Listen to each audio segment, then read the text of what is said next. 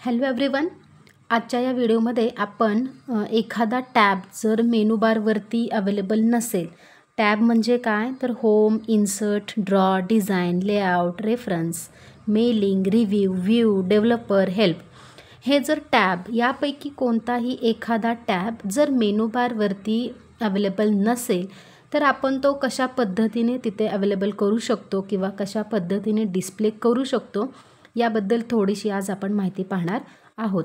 कारण की एखादा टॅब जर मेनू बारवरती नसेल तर त्याच्याशी रिलेटेड असणारे क्वेश्चन्स किंवा त्याच्याशी रिलेटेड असणारं ज्यावेळेला प्रॅक्टिकल आपल्याला करायचं असतं त्यावेळेला त्या प्रॉपर स्टेप्स आपल्याला फॉलो करता येत नाहीत.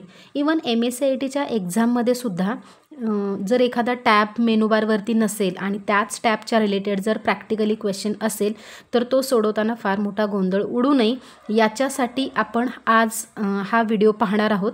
सो एकदम म्हणजे 100% विचारला जाणाऱ्या क्वेश्चनपैकी जर तुम्ही म्हणाल तर डेव्हलपर टॅब, हा जो डेव्हलपर टॅब आहे किंवा हा जो ड्रॉ टॅब आहे तो बाय डिफॉल्ट मेनू बारवरती अवेलेबल नसतो.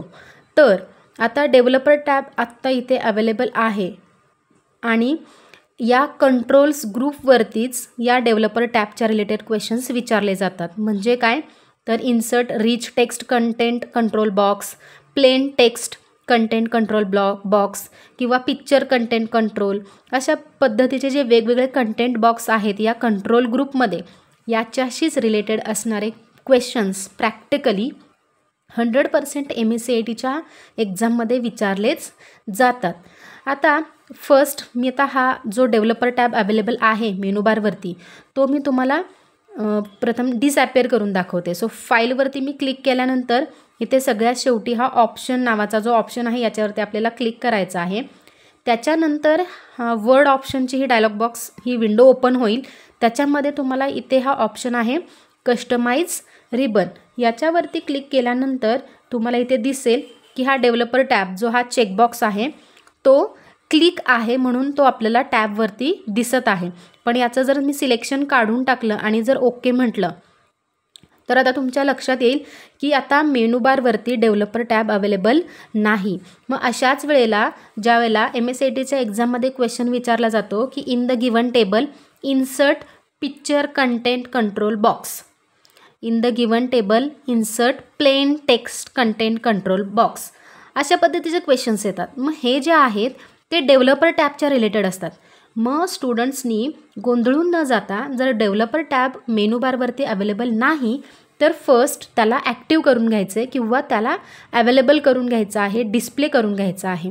सो डिस्प्ले करण्यासाठी सुद्धा तीच सेम मेथड आहे. सो सेम काय करायचं आहे आपल्याला, फाईल या ऑप्शनवरती क्लिक केल्यानंतर इथे ऑप्शन नावाचा आहे एक ऑप्शन आहे याच्यावरती क्लिक करायचं आहे. त्याच्यानंतर वर्ड ऑप्शनची ही विंडो ओपन होईल. यामधून तुम्हाला कस्टमाइज रिबन हा जो ऑप्शन आहे हा सिलेक्ट करायचा आहे आणि त्याच्यामध्ये आता तुमच्या लक्षात येईल की इथे मी डेव्हलपर टॅब आहे, येस, हा काय आहे सिलेक्टेड नाही, कारण तो मी मघाशी काय करून दाखवलेलं होतं, डिसअपिअर करून दाखवलेला होता. मेनू टॅबवरती तो अगोदर अवेलेबल होता पण मी त्याचं कॅन्सलेशन जे सिलेक्शन होतं ते कॅन्सल केलेलं होतं आणि त्याच्यामुळे डेव्हलपर टॅब तिथे दिसत नव्हता. आता तो मला पुन्हा ॲक्टिव्ह करायचा आहे मेनू बारवरती म्हणून मी फाईल टॅबमधून कस्टमाइज रिबन ऑप्शन्समध्ये जाऊन कस्टमाइज रिबन हा ऑप्शन सिलेक्ट केल्यानंतर ही विंडो येते. याच्यामधून हा जो डेव्हलपर ऑप्शन आहे हा ऑप्शन मी सिलेक्ट करते आणि ओके या ऑप्शनवरती क्लिक करते. आता तुमच्या लक्षात येईल की इथे जो हा आहे डेव्हलपर टॅब हा इथे अवेलेबल झालेला आहे. मग या डेव्हलपर टॅबमध्ये या कंट्रोल ग्रुपमध्येच मी मगाशी ज्या पद्धतीने सांगितलं की rich text content control box आहे, प्लेन टेक्स्ट आहे, पिक्चर ऑप्शन आहे, पिक्चर कंटेंट आहे, त्याच्यानंतर बिल्डिंग ब्लॉक गॅलरी आहे, नेक्स्ट वन आहे तो आहे चेकबॉक्स कंटेंट कंट्रोल आहे, कॉम्बो बॉक्स, त्याच्यानंतर dropdown list content, date picker content, repeating section content आणि लास्ट वन आहे तो लिगसी टूल. अशा पद्धतीने या कंट्रोल ग्रुपमध्ये कंट्रोल्स ग्रुपमध्ये जे ऑप्शन्स आहेत याच्याशी रिलेटेड असणारे 100% विचारले जाणारे क्वेश्चन्स. आता फॉर एक्झाम्पल मी तुम्हाला इथे reach text content control box insert करून दाखवते. मी फक्त इथे फर्स्ट जो आहे रीच टेक्स्ट इथे क्लिक करते. आपल्या मनाने इथे काय होईल, हा रीच टेक्स्ट कंटेंट जो बॉक्स आहे तो डिस्प्ले होईल.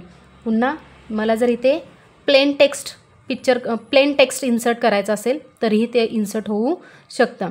आणि नंतर जर तुम्हाला एखादं पिक्चर कंटेंट कंट्रोल बॉक्स जर ॲड करायचा असेल तर पिक्चर कंटेंटवरती क्लिक केल्यानंतर अशा पद्धतीने काय होईल, पिक्चर कंटेंट कंट्रोल बॉक्स हा तुमच्या डॉक्युमेंटमध्ये ॲड करता येईल.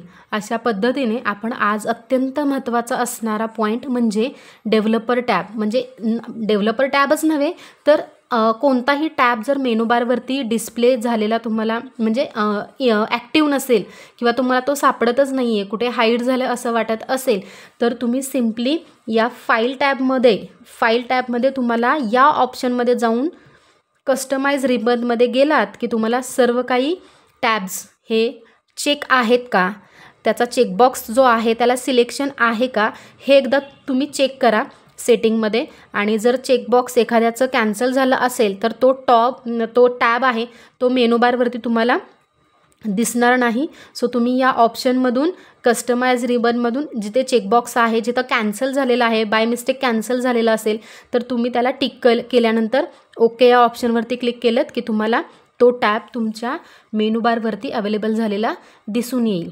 ओके. सो जर तुम्हाला हे चेक करायचं असेल तर तुम्ही घरी प्रॅक्टिकल एकदा ओपन करा. मग ते वर्ड, एक्सेल, पॉवर पॉईंट कोणत्याही रिलेटेड असेल तर मेनू बारच्या रिलेटेड तुम्हाला ऑप्शन्सच्या कस्टमाइज रिबनमध्ये जाऊनच फाईल टॅबचा यूज करून त्यामध्ये असणारा ऑप्शन आणि त्या ऑप्शनमध्ये असणारे कस्टमाइज रिबन याचा यूज करूनच तुम्हाला एखादा टॅब ॲक्टिव्ह किंवा डिॲक्टिव्ह करता येईल, डिस्प्ले किंवा हाईड करता येईल. ओके.